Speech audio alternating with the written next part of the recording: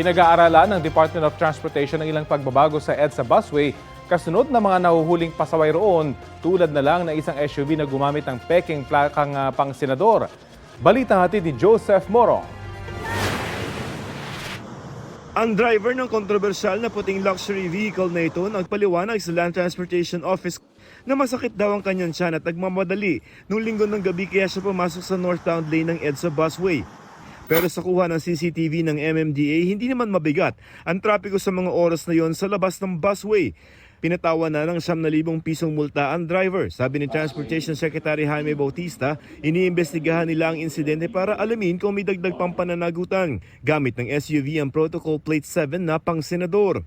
Sa paglutang ng driver, lumabas na ang sasakyan ay pagmamayari ng Orient Pacific Corporation, kumpanyang pinamumunuan ni Kenneth Tan Gatchalian, tumatakbong kongresista sa Valenzuela. Kapatid siya ni Senador Sherwin Gatchalian.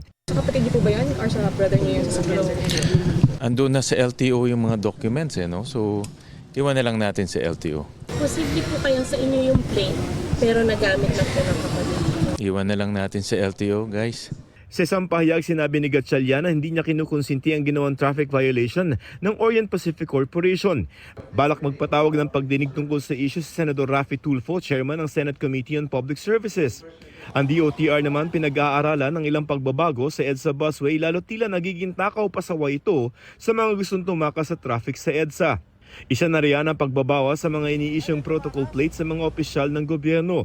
Tig-2 protocol plates ang binibigay ngayon sa kada senador. Para talagang yung plate is to be used only by the official. No? Yeah, decision na ni SP yan. I think si SP will know the best.